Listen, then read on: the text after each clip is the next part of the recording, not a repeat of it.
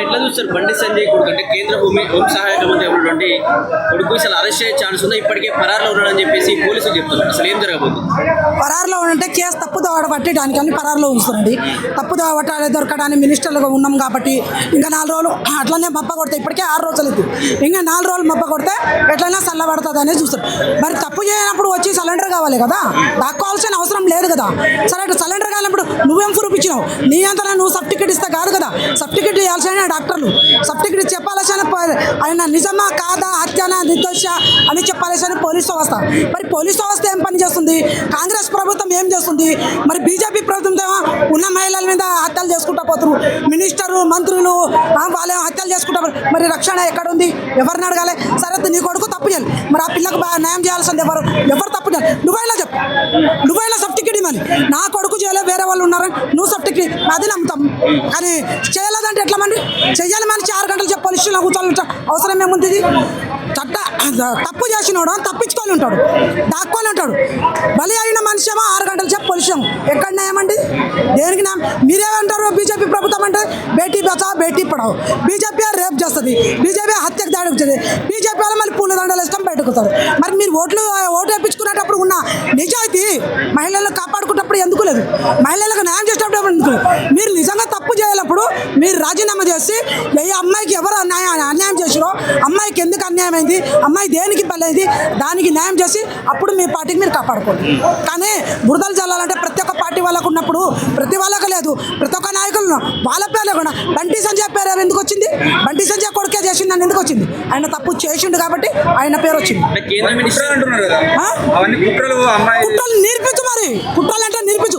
ఇప్పుడు నువ్వు షర్ట్ వేసుకున్నావు, దాని మీద మచ్చ ఆడదంటే నువ్వు కడుక్కొని చేయాలి, లేదా మచ్చ ఎవరేసో చూడాలి. కానీ అది నేను పోతా అయితే పడ్డది నాకు తెలియదు అంటే వేసుకున్న షర్టు నువ్వు రాళ్ళు వేసుకురా.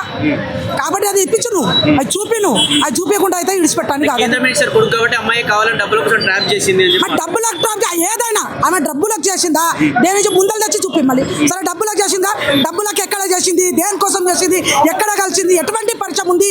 డబ్బులు ఇంతమంది మినిస్టర్లు ఉన్నారు, ఇంతమంది నాయకులు ఉన్నప్పుడు వాళ్ళందరూ దొరకాలి. నీ కొడుకు పేరు ఎందుకు చెప్పి అఫురు పని ఇవ్వండి మాకు. అఫురు ఇస్తే అదే నమ్ముతాం. కానీ డబ్బుల కోసం అంటే రాష్ట్రంలో ఎవరి దగ్గర లేని డబ్బు నీ దగ్గర ఉందా? అహంకారం నీదే ఉందా?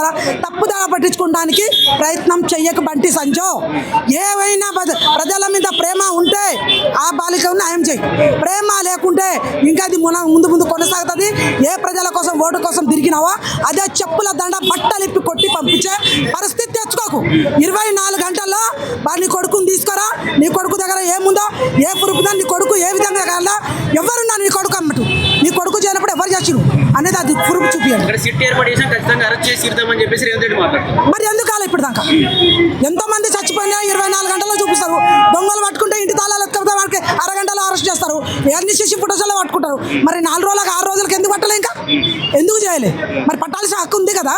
మరి సరే మీరు చేయలే తప్పు, మీరు మినిస్టర్గా ఉన్నారుగా, ఆ పోస్ట్కైనా విలువ ఇచ్చి నీ పార్టీని కాపాడుకోవాలంటే ఆ బాధ్యతకు న్యాయం కావాలి. బాధ్యతకు న్యాయం కాకపోతే నిన్ను మాత్రం విడిచే పరిస్థితే లేదు. హస్తం ఉంది కాబట్టి, మినిస్టర్ ఉన్నారు కాబట్టి, మినిస్టర్ ఉన్నారు కొనవచ్చు. పోలీసులు న్యాయం చేయరు. తెలంగాణ పోలీసు ఫ్యామిలీ ఫ్రెండ్స్ అంటారు, ఫ్యామిలీ పోలీసులు అంటారు. ఆపదలు ఆదుకున్న 100 కాల్కి ఫోన్ చేయరు. ఆపదలో ఈ నెంబర్ స్క్రీన్ షాట్లో నెంబర్ పంపుతారు. కానీ ఆ రేపైపోయి చచ్చిపోయి ఏమన్నా కానీ 4 రోజులు టీవీ మీడియాలో అక్కడ ఇక్కడ అంతా చూపించేస్తారు. 3 రోజులకు కూసగొట్టిస్తారు. అదంతా రాష్ట్రంలో కాంగ్రెస్ ఇక్కడ బీజేపీ కదా, ప్రభుత్వం కాదు కదా, 2 వేరు ప్రభుత్వాలు. వేరే ప్రభుత్వం ఉన్నప్పుడు మరి ఇక్కడ ఉన్న రాష్ట్ర సీఎం అయితే న్యాయం చేయాలి కదా. మహిళలకు న్యాయం చేయాల్సిన బాధ్యత ఎవరుంది? సరే హోమ్ మినిస్టర్ వాళ్ళకి అక్కడికి వెళ్ళి చేసిరు.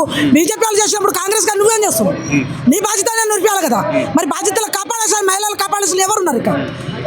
కాబట్టి ఇదంతా కాకుండా నిజమైన బాధ్యతలు నీ కొడుకే కాబట్టి, నీ కొడుకే తప్పు చేస్తుంది కాబట్టి నువ్వే స్వయంగా ఒప్పుకున్నట్టే. ఇది నా దృష్టిలో నువ్వే ఒప్పుకున్నావు కాబట్టి కేసు తప్పు దానిలో పంపిస్తావు. నువ్వు ఒప్పుకోలేని కొడుకు తప్పేదంటే తక్షణం నీ కొడుకుని తీసుకురా, లేకపోతే రాజీనామా చేసి నువ్వు పోలీస్ స్టేషన్లో కూర్చో.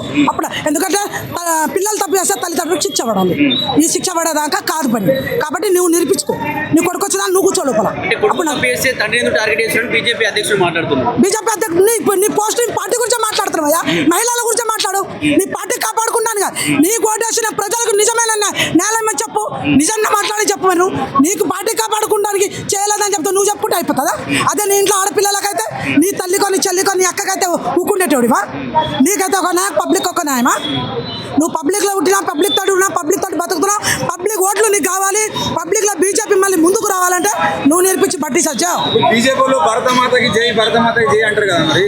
అది నామరూపం కోసము భారత మాత జై అనాలి, వాటర్ తోటి ఒట్టు తినాలి, మట్టితోటి ఒట్టు తినాలి, గడ్డితోటి వాటర్ ఎవరు?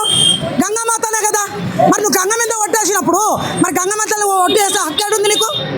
భారత మాత జై హక్కు ఎక్కడ ఉంది నీకు? ఆ హక్కులు లేవు కదా నీకు.